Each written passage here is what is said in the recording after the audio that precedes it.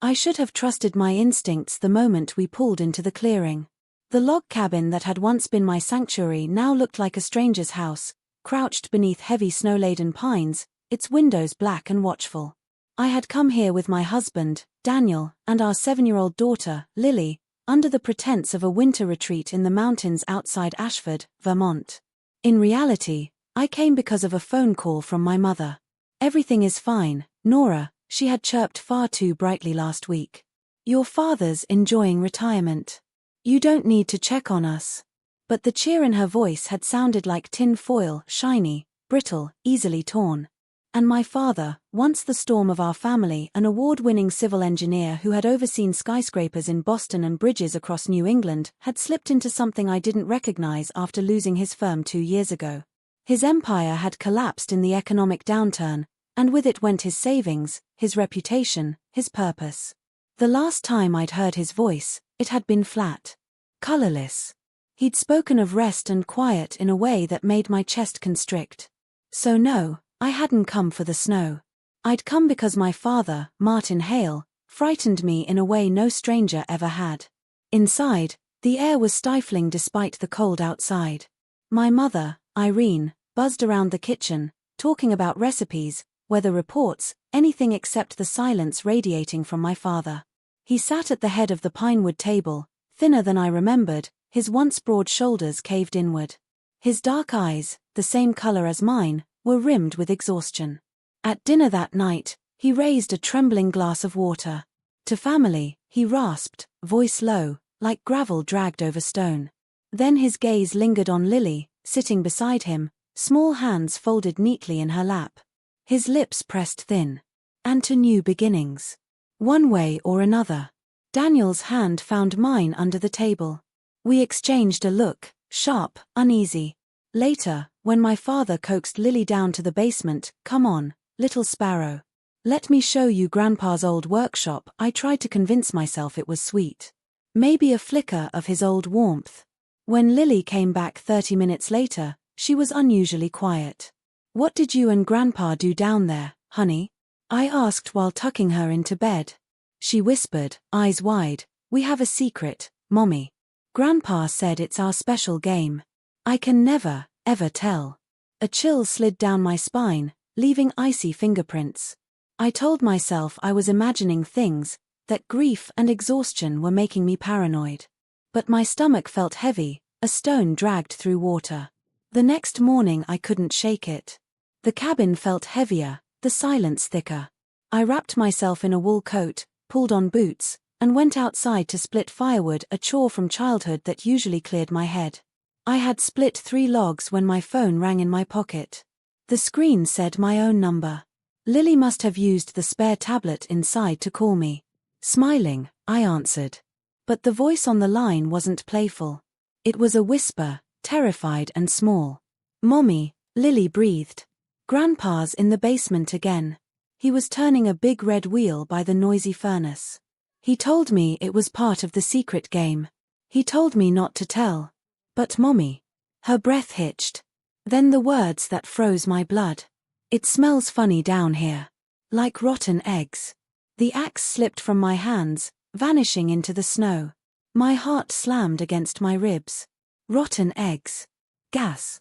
Everything I'd ignored, his depression, his toast, the secret game, snapped together into one horrific picture. My voice came out steady, foreign. "Lily, listen to me. Don't hang up. Go to Grandma and Daddy right now. Tell them Mommy saw a big red bird outside. They have to come quickly before it flies away. Can you do that?" "But Mommy, there's no bird," she whispered. "I know, sweetheart. It's part of the game. A new secret. Do this now. Please." I listened to the sound of her footsteps, her urgent little voice, muffled protests from Irene and Daniel. Then, the creak of the front door. I dropped the phone into the snow and started running. The drifts caught at my boots. The icy air slashed my lungs. I forced my legs forward, vision tunneling on the cabin. I imagined Lily's small body, Daniel's arms, my mother's oblivious smile, trapped inside a wooden coffin filling with invisible poison.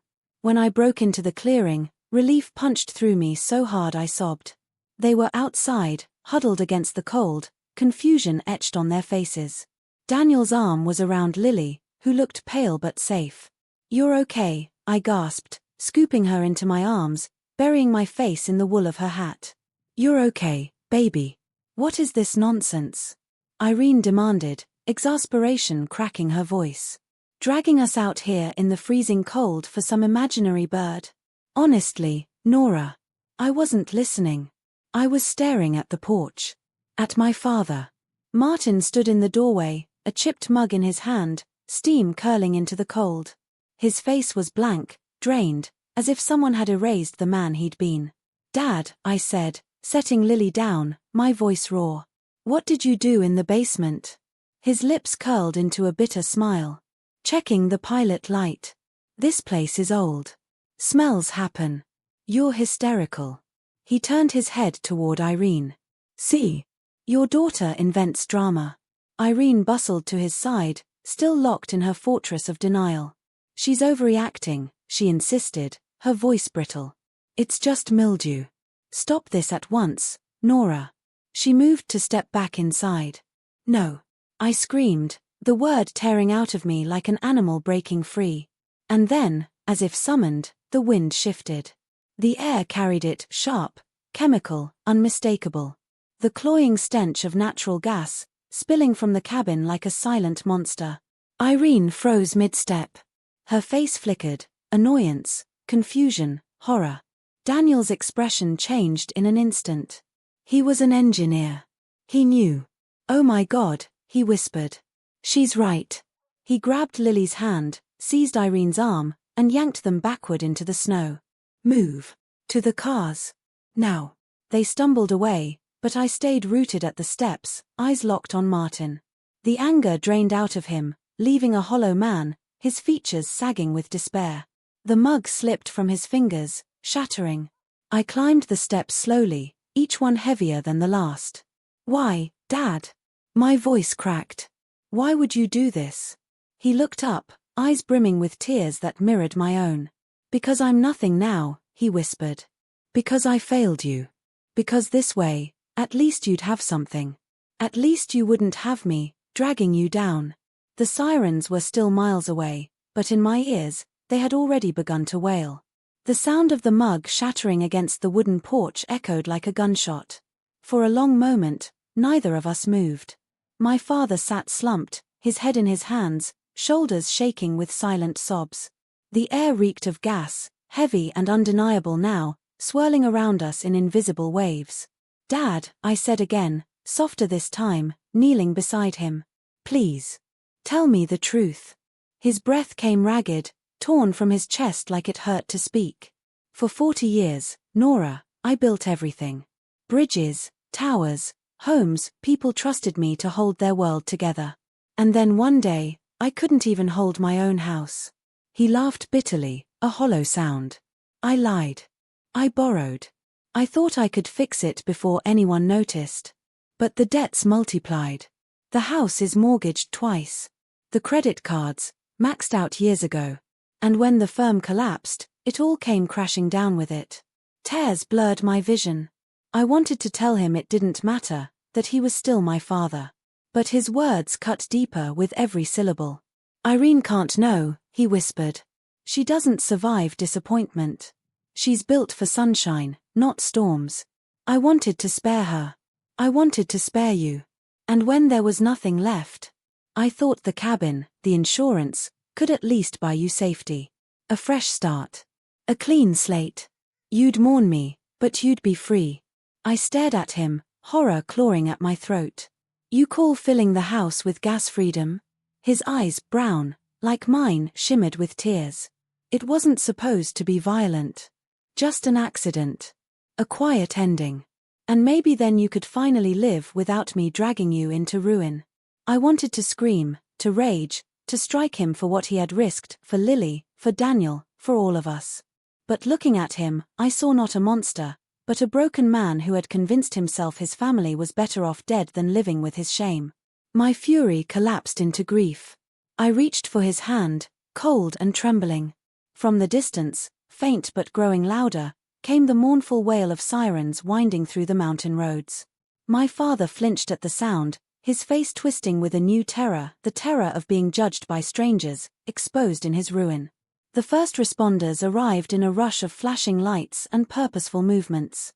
Firefighters in heavy gear swept into the cabin with gas detectors, throwing windows open, shutting off the main line. Paramedics hovered at the edge of the porch. 2 sheriff's deputies stepped forward, their eyes moving between my father and me. I rose to my feet, my hand still clutching his. "Please," I said quickly. "He's not dangerous. He's sick. Broken." This wasn't malice. It was despair. My voice trembled, but I forced steel into it. "Don't treat him like a criminal. Treat him like a man who needs help." The younger deputy's gaze softened. She nodded. "We'll take him for evaluation. He needs a hospital, not a cell." And so, without handcuffs, my father was guided gently to the waiting ambulance. His face was vacant, his body small in the paramedic's grip. I stood rooted in the snow, watching as the vehicle disappeared down the winding road, its lights flashing silently in the white distance. My mother sobbed against Daniel's shoulder. Lily clutched my coat, her small body trembling. The cabin loomed behind us, a place that had once held laughter and holidays, now poisoned by secrets and despair. I knew, even then, we would never return. The months that followed were brutal. The cabin was sold, the money funneled into the first of many hidden debts. I returned once with Daniel to pack boxes. My childhood fishing pole, pressed leaf collections, family albums, all ghosts of a life I no longer recognized. I wept as I sealed the boxes, not for the cabin itself, but for the illusion it represented. We had been living in a house of cards, and the collapse was complete. Irene shattered when the truth could no longer be hidden. Without my father's protective silence, she was forced to confront reality, the debts, the lies, the attempted suicide she nearly walked into. She collapsed into a hollow shell. But in her collapse, something unexpected grew. For the first time in my life, she needed me not as a dutiful daughter, but as a partner. Together, we sat through endless meetings with banks, creditors, lawyers. The conversations were harsh, honest, stripped of the polite fictions that had once defined her. And through that honesty, a new bond formed, painful, but real. Daniel remained my anchor, steady and unyielding. At night, when exhaustion crushed me, he would hold me until my shaking stopped. Lily, bless her, bounced back with the resilience of children.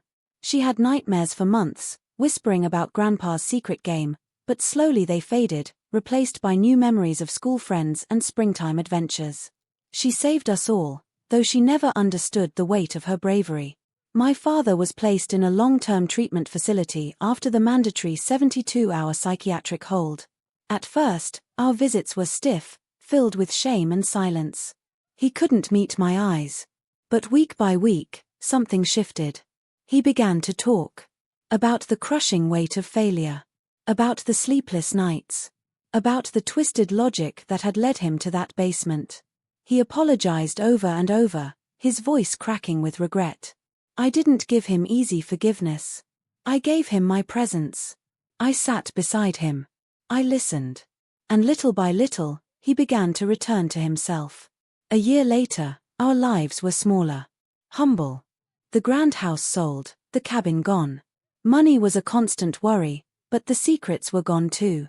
That spring, my father was granted his first weekend visit. We didn't celebrate at a country club or a ski lodge. We had a barbecue in our modest backyard. Daniel grilled hot dogs. Lily chased butterflies in the grass. And my father, thinner and older, but with a clarity in his eyes I hadn't seen in years, tossed a baseball gently with his granddaughter. His laugh, real, unforced, floated into the warm air. For the first time, I let myself breathe. That day, watching him and Lily, I realized something. The new beginning he had toasted to that night in the cabin had finally arrived. Not the ending he had planned, but a rebirth carved out of ruin and honesty.